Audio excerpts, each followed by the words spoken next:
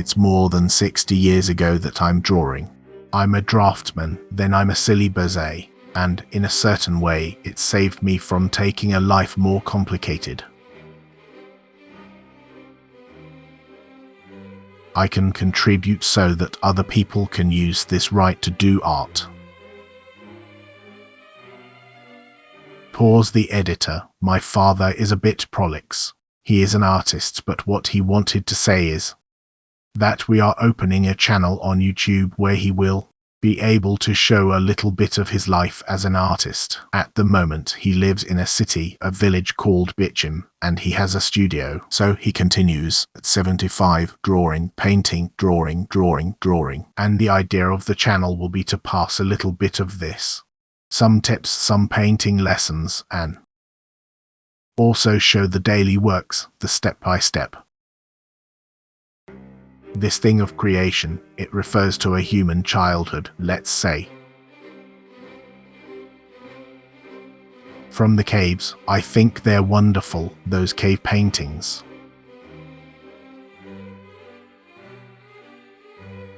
So, for a long time, a human being has already been drawing, painting. I think it's very beautiful. So, today we are on a border, this thing of artificial intelligence. And I confess that it's very recent to form an opinion. I've always said before the artificial intelligence, this issue of realist drawing, which is also a little bit of a fad, and I think that every time you make realistic paintings, every time you do it more, it will banalize a little bit. I mean, you draw a little longer, then you draw a little bit, but while I'm not, I think the graphics that always come out with you repeating things as they are and such. Now I think that creating is going to be a different thing always, right? And this thing about cave painting, that is very interesting because it almost makes us think that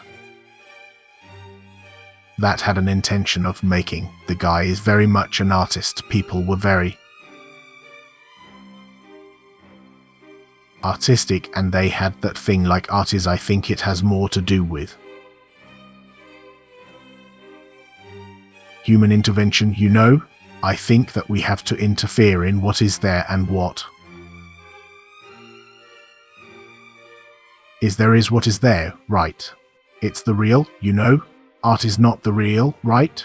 Art has to be the imaginary. It has to be this capacity, this possibility that we have to create. There is no other word, and that's why it was so vast, so varied, so different over time.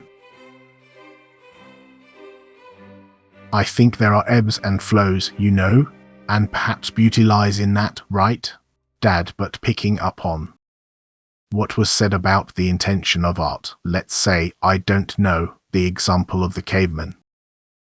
But I think we can give a slightly more recent example, some chaos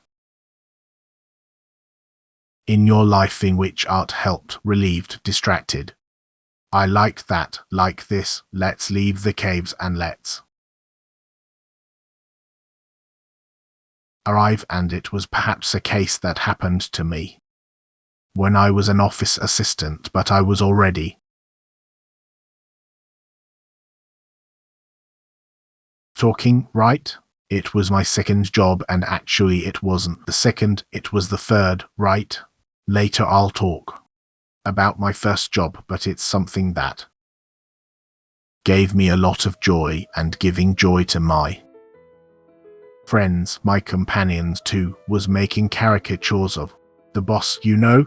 But he had a long mustache like this, and he wore a helmet when he went to the factory, right? The factory probably dictated where the threads, wire machines, were the ones I mentioned. His name was, and he was short.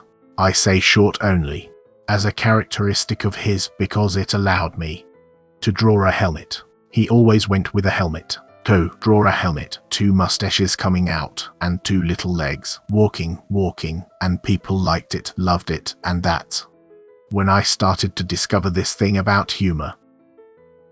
You know, the possibility of humor. So, I did a lot of cartoons, many cartoons throughout my life, but about cartoons and these things that I went through at some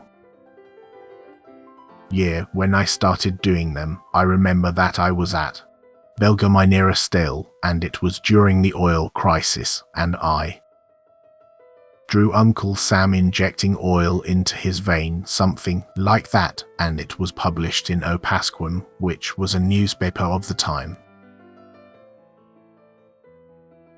And I even signed it as Alberto, and then Raul, my colleague from Berzé, not a boss, and he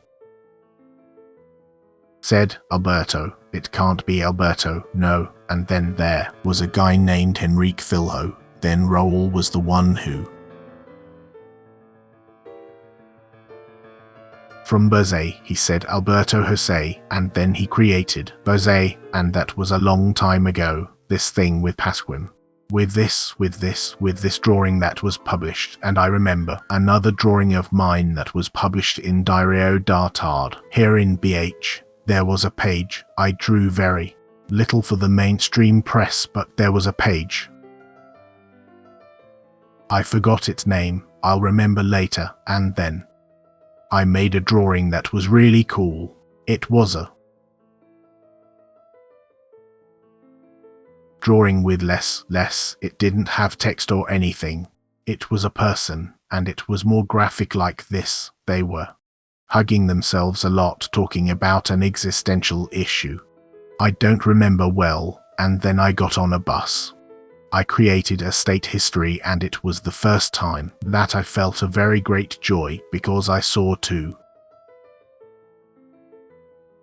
people. It was a couple, and they were seeing that cartoon of mine, my cartoon, and looking and laughing, you know. That gave me a very great joy, you know. I said, wow, man, I'm going to keep doing this, wonderful. Dad, now you have a bit of the chaos, your chaos, from the beginning of your artistic journey being your son.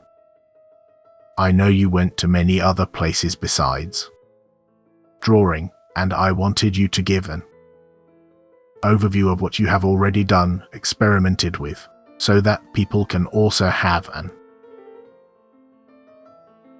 idea of what is to come, what you will be able to present on the channel. Well, then, almost as if giving a summary, my boy has a hint of what we can do, right? Drawing, evidently, drawing is the father of all. Who said that? I think it was Picasso, and really, drawing is the father of all, and then drawing can lead to painting, and we can also see, right, painting, videos, sculpting. I really like sculpting, and I even invented some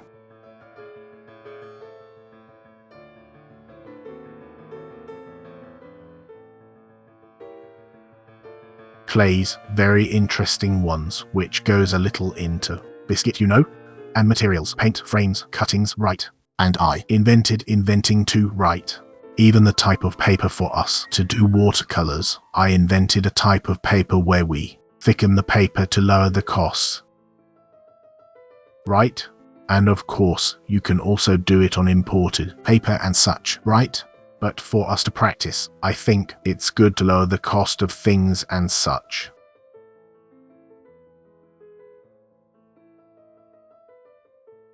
So, I'm talking here about Bichinho, which is a little place near Tiradentes, very close to Tiradentes.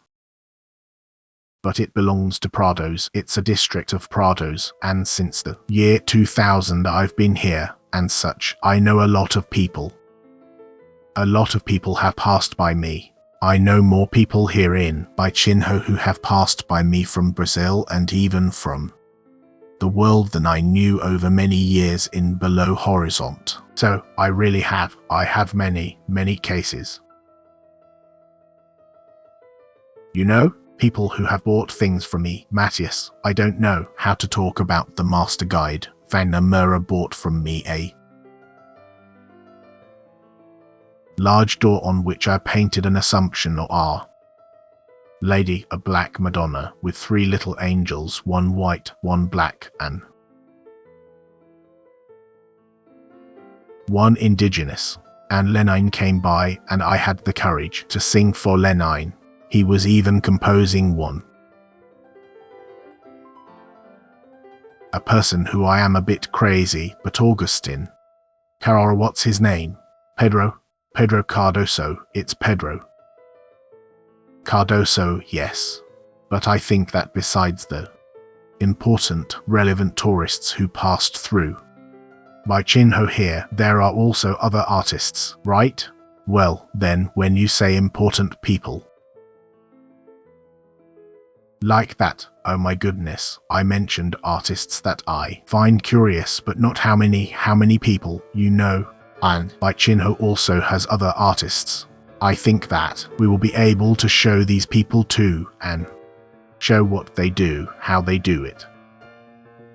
I have many friendships, so that's what it will be. And then,